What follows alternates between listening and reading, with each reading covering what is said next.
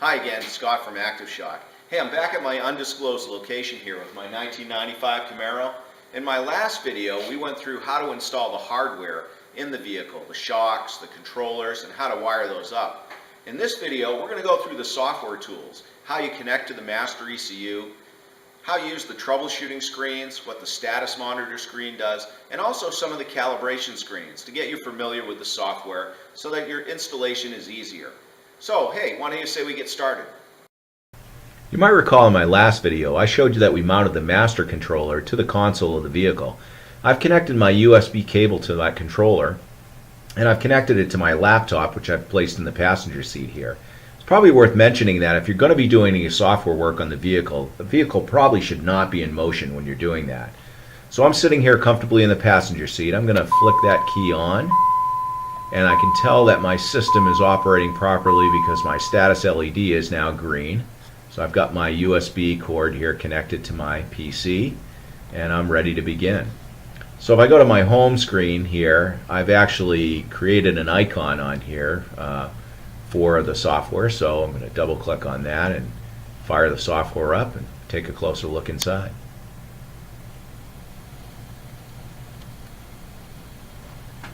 So I'll open up my software to the System Monitor tab. And the System Monitor tab gives us an overall view of the health of the system. We can see here that there are green lights associated with each one of the components in the system. That tells me each one is working properly. Now, if I were to have a fault of the system, and that would be indicated by a red light on your status LED, which is installed in the dashboard of your car, I'd know I had an issue with the system, and I need to bring this particular tab up to help diagnose that problem. So right now the system's working properly, but let's induce a fault here so you can see what I'm talking about.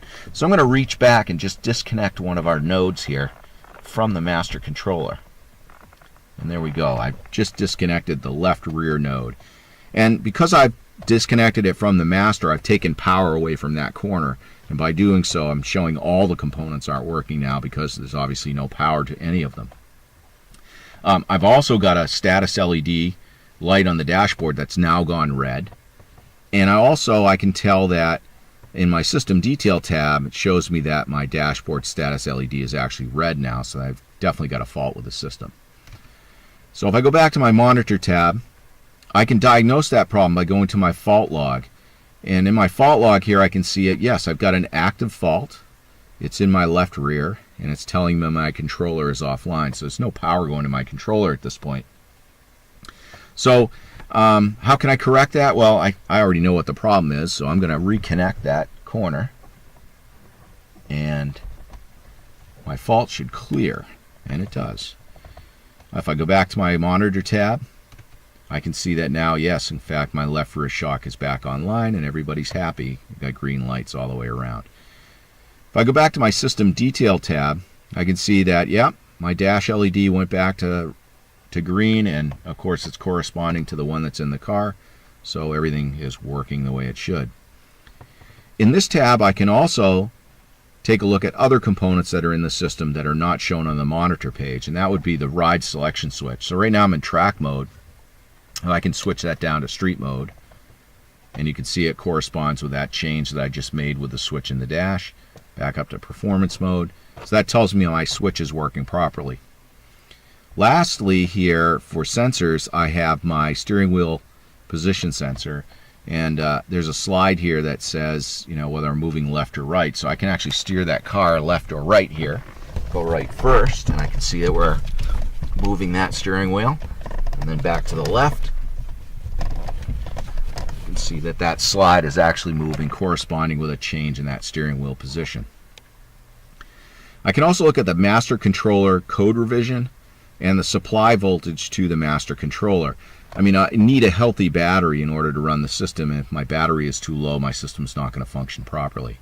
I look down at the system information here. I can see the supply voltages to each one of the corners, so I know they're getting voltage. I can look at my wheel position at ride height, my sensor voltage at ride height, an estimated corner weight for each one of the vehicle wheels, accelerometer readings, so if the car is bouncing up and down, we would see some change in those readings, serial number of the controller, and the code version of the controller. The next tab is the controller setup tab. This is the tab that you use during installation. There is instructions in the instruction manual that talk about how to address each one of the controllers.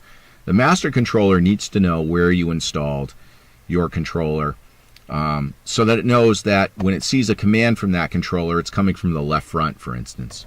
So you would install the controller in the vehicle and then connect it to the master one at a time, run through a routine that says serial number such and such is my left front. And that's how the controller, master controller, knows that a command I see from that serial number is associated with a left front command.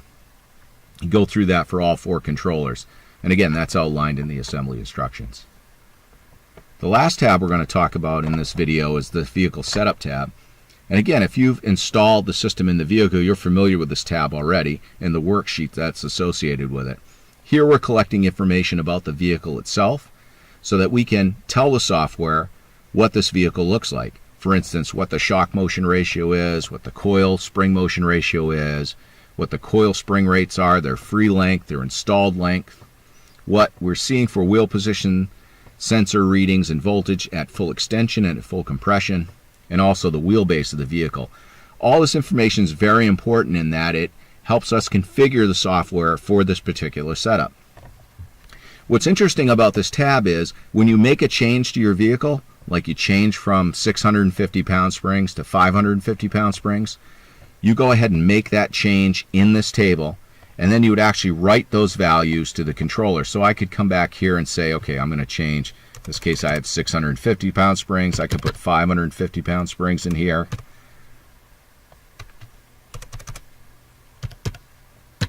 And now I could actually save this table as a setup file. So this is my vehicle parameters. I guess I could name this anything I want, but just for the sake of being simple here, I now have a 550 pound setup, and I can save that. Now I can see what's in my controller by reading out the values that are currently in there. Let's see what we got in here. And we actually have a 550 pound setup in here. But let's say I wanted to import a 650 pound setup, which I think I saved one here a while ago. There we go. Now I've imported that into the table. I can actually write those values to the controller now. And my car is now reconfigured for a 650 pound spring. That means all the damping commands have been recalculated based on that, and I now can drive the car as I would with the 550 pound setup just by inputting that into the table. I'm going to go back and actually put the car back to what it was, because it actually is 550 pounds. I'm going to add that back in, and I'm going to write those values to the controller, and now my car is reconfigured with my 550 pound springs. So this is great in that if you save those setups, every time you change springs, if that's something you do on a regular basis, reconfiguring the damping to the vehicle is as simple as reloading that setup file. In the last tab we have here is on tuning, and I guess there's a lot to talk about in tuning, so I'm going to do a separate video on that. There's a lot of ins and outs and lots of fun things you can do with the tuning tabs, so I want to spend a little extra time on that, so we'll take care of that in the next video.